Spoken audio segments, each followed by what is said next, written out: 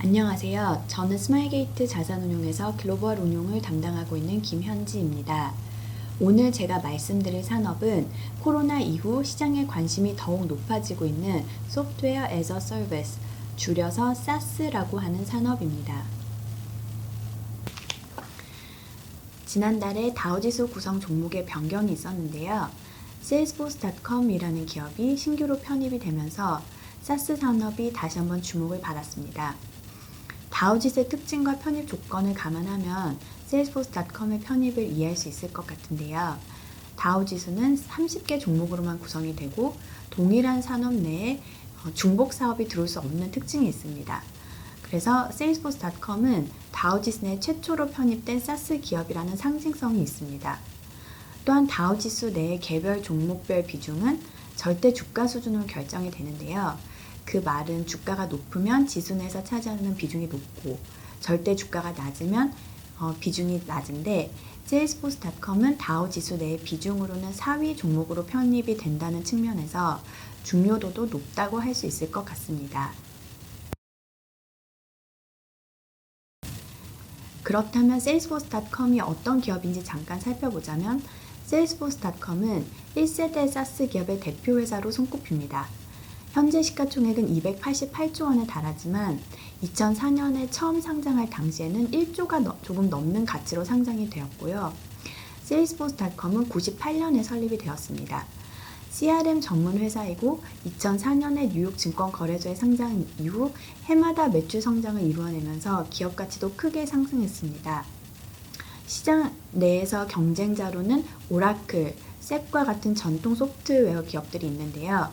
이들 대비 높은 시장 점유율을 가지고 있고 특히 2위 기업인 오라클과는 6배 이상의 점유율 차이를 내고 있어서 CRM 시장 내에서는 독보적인 기업이라고 할 수 있습니다. 코스피도 지난 20년간 시가총액 상위 종목에 있어서 큰 변화가 있었는데요. 마찬가지로 다우지수의 구성 종목 변경, 즉 이번에 SaaS 기업의 편입은 산업 구조의 변화가 주식시장에 반영되는 부분을 잘 보여준다고 생각이 됩니다. 최근에 SaaS 산업이 더 주목을 받는 또 하나의 이유는 기업들의 실적이 매우 양호하게 발표됐기 때문입니다. 코로나 위기로 전반적인 경제 활동이 위축이 되면서 실적의 기대치를 하회하는 기업들도 많은데요. SaaS 기업들은 오히려 양호한 실적을 발표하는 기업들도 많았습니다. 아래 표에서 보시는 바와 같이 40% 이상의 매출 성장률을 보인 회사들도 많이 있었고요. 과거 대비 성장률이 더 가속화된 기업들, 그리고 실적 전망치를 상향 조정한 기업들도 있었습니다. 이렇게 될 수 있었던 배경에는 기업들의 재택근무가 늘어나면서 디지털에 대한 투자가 확대되고 있기 때문인 것으로 보여지는데요. 이로 인해서 SaaS 기업에 대한 관심이 더 높아진 측면도 있습니다. 제가 계속 말씀드리는 SaaS가 뭔지 그 정의를 살펴보면 SaaS는 소프트웨어 중에서도 두 가지 특징을 가지는 소프트웨어를 의미합니다. 첫 번째는 클라우드에서 제공된다는 점, 그리고 두 번째는 구독 기반으로 과금된다는 점인데요. 과거에는 소프트웨어를 구매를 할 때를 생각해보면 직접 실물을 구매해서 설치하는 경우들이 많이 있었습니다. 지금은 클라우드에서 제공되면서 어떠한 디바이스에도 다운로드 받기만 하면 되는 경우들이 더 많이 있습니다. 또 과거에는 처음에 소프트웨어 라이선스 구매를 위해서 비용을 지불하고 PC나 노트북에 깔아서 썼다면 SaaS는 일시에 구매하는 것이 아니고 다달이 혹은 1년 단위로 구독하는 방식으로 비용을 지출하게 됩니다. SaaS의 첫 번째 특징이 클라우드에서 제공되는 점이라고 말씀을 드렸는데 이런 클라우드 컴퓨팅의 발달이 SaaS 산업이 크게 성장하게 된 첫 번째 배경이 됩니다.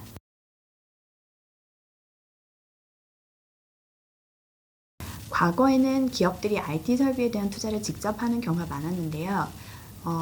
많이들 들어보셨을 것 같은 아마존 웹 서비스, 구글 클라우드, 마이크로소프트 애저 등 전반적인 IT 인프라에 대해서 전문적으로 투자해서 제공하는 서비스들이 생기면서 클라우드 컴퓨팅 시장이 고성장하고 있습니다. 소프트웨어 기업들도 과거에는 규모를 키우기 위해서 하드웨어에 대한 전문성을 가졌어야 해서 어려움이 있었는데요.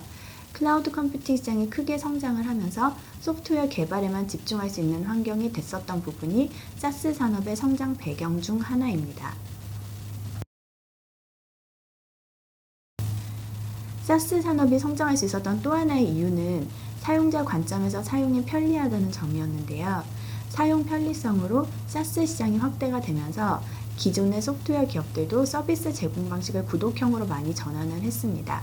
그러면서 사스 산업 확대에 기여를 했는데요. 기존의 소프트웨어에서 사스로 전환에 대표적으로 성공한 케이스가 아도비 아크로밧입니다.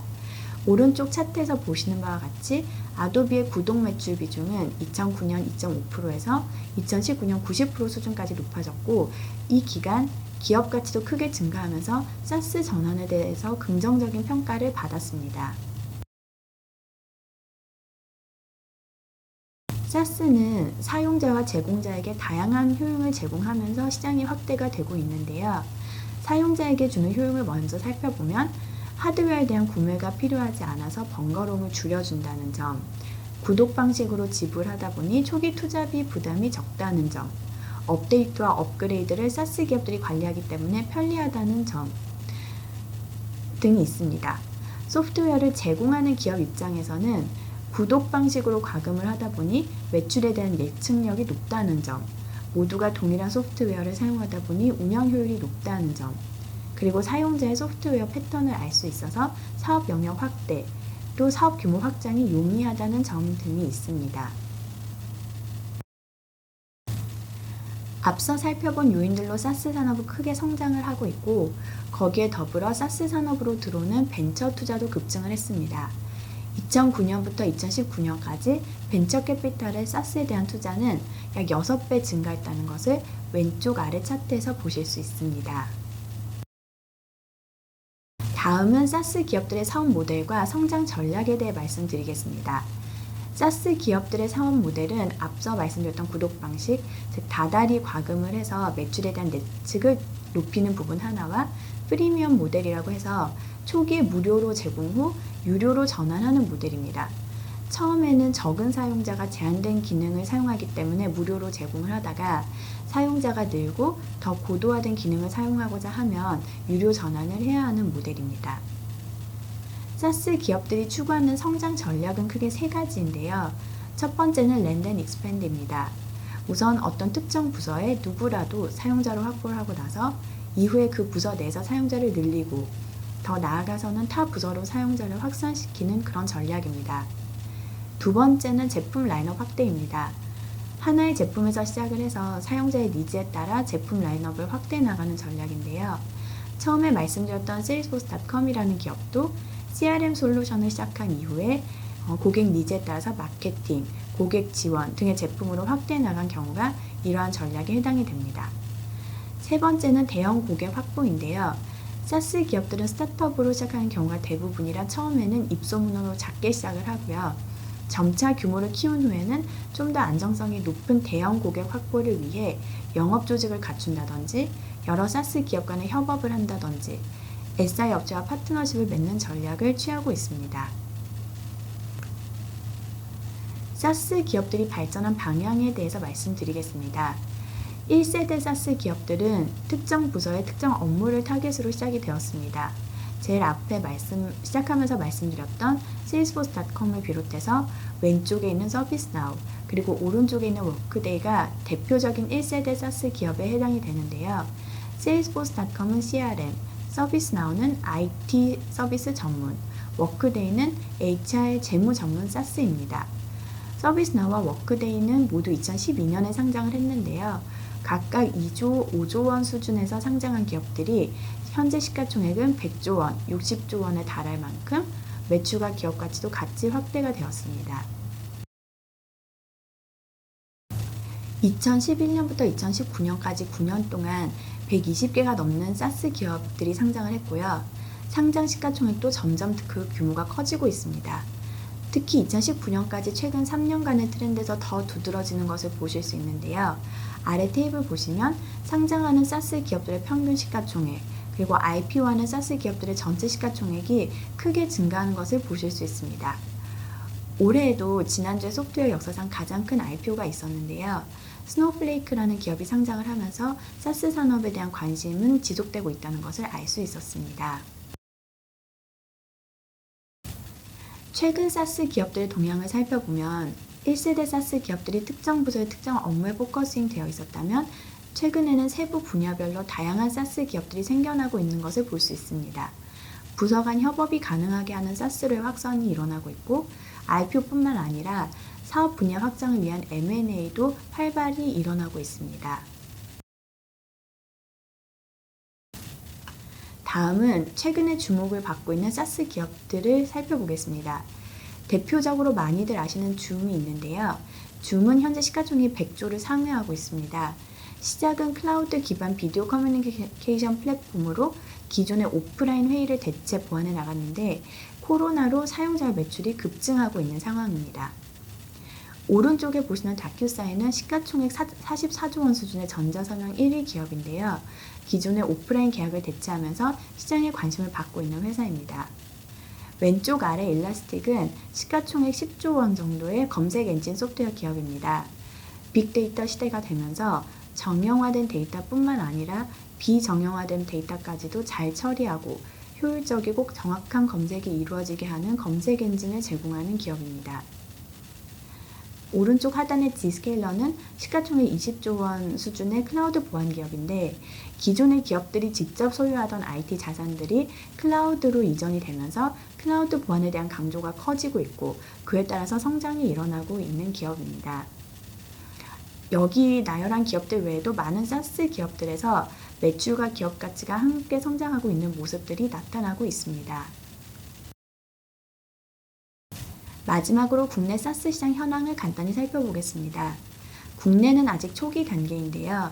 최근에 네이버, 카카오, NHN과 같은 회사들이 데이터 센터에 대한 투자를 확대하고 있고 전반적으로 클라우드 인프라에 대한 투자가 증가하고 있는 상황입니다.